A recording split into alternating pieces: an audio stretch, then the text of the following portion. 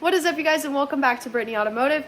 So this week I decided that I was going to take a break from build series and still work on the ugly stepchild, but maybe do a wiring video. So we are going to wire up the coils. A little history on the wiring of the ugly stepchild because it used to be a hot mess.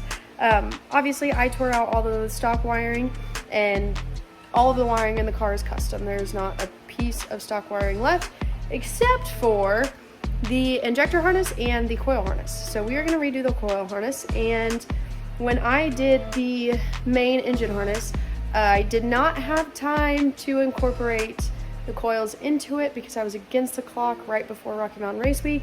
So I ended up just plugging it into whatever harness was already there, and now I would like to redo that and incorporate it into the main harness. So that is what we're going to do. So I took the coil mount off. It went right here. And we got some new coil mounts from ICT Billet, and we are going to go wire those up. We are going to take off the coils from that mount and go ahead and build the other mounts. So let's go do it.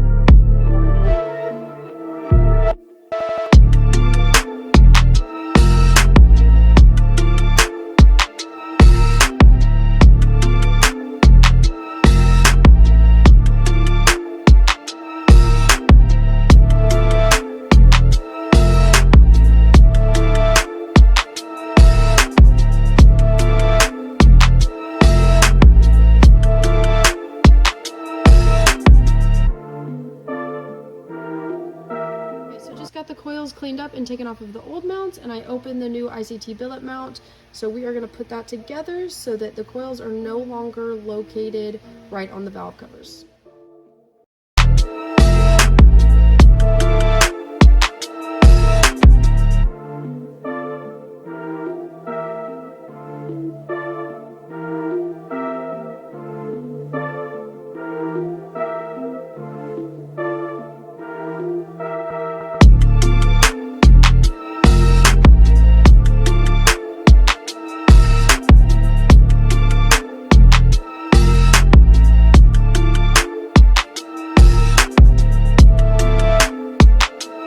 So now that we have two new mounts, it's time to wire up the coils.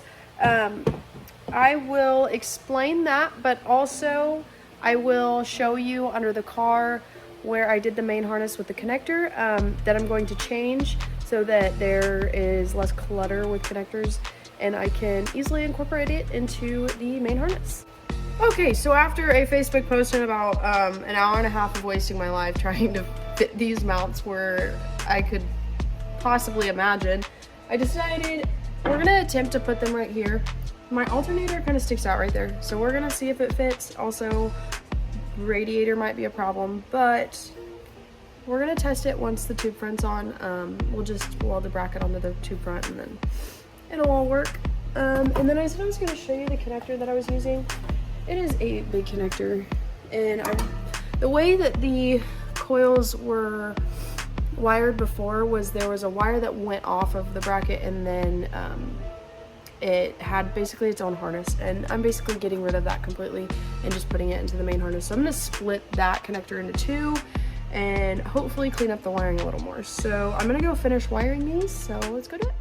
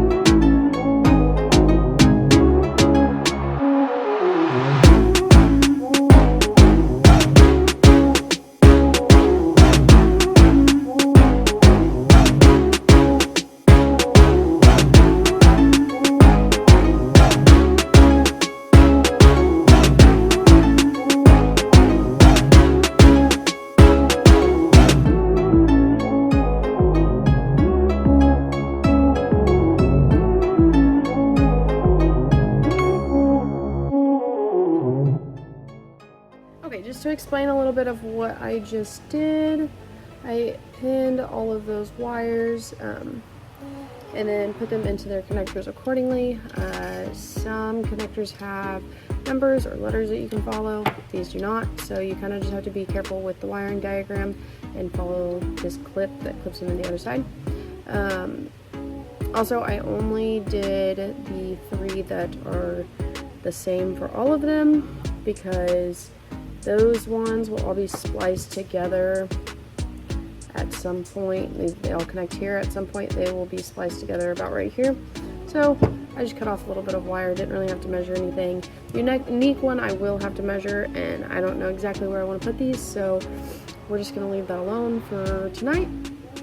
I am going to do the other side and do all 4 of those, and then I will probably be done for the night. Okay, so I've actually received this question quite a few times about how I measure how long my wires need to be. Let me show you this little trick. Put it where it's going to be pinned. Run it where it's going to run, to what connector. So if it's there, cut here.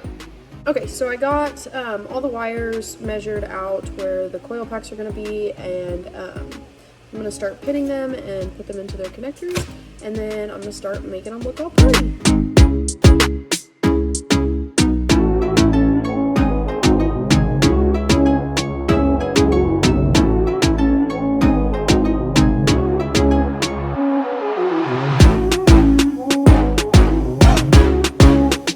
What they look like before they get put into their connector.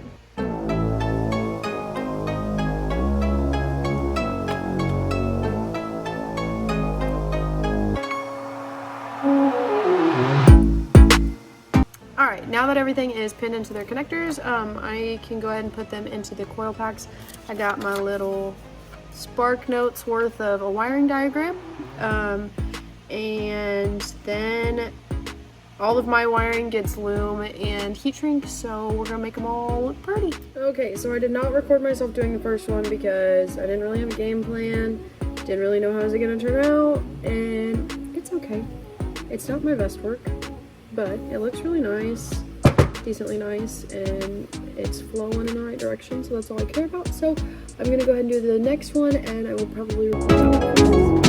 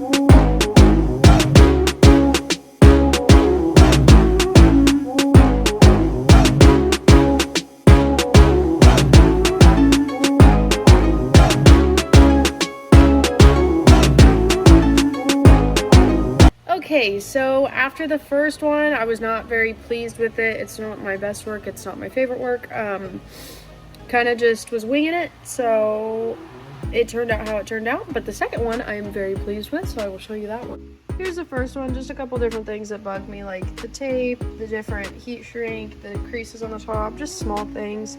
And then here is the second one that I am extremely pleased with, and it looks really clean. All right, so before I end this week's video, I know there is one question that I'm gonna get, and that is, where do I get all my stuff? Where do I get my wire, connectors, everything? I get that from ProWire. They pretty much have everything for a little bit of a cheaper price, so that is where I get it from, so shout out to them. That's about it for this week. I hope you guys enjoyed the first wiring video. Like, comment, subscribe. If you guys have questions about it, just ask me. Obviously, there's a lot of questions about wiring, so I will answer them to the best of my abilities. But I hope you guys enjoyed this week, and thank you for watching.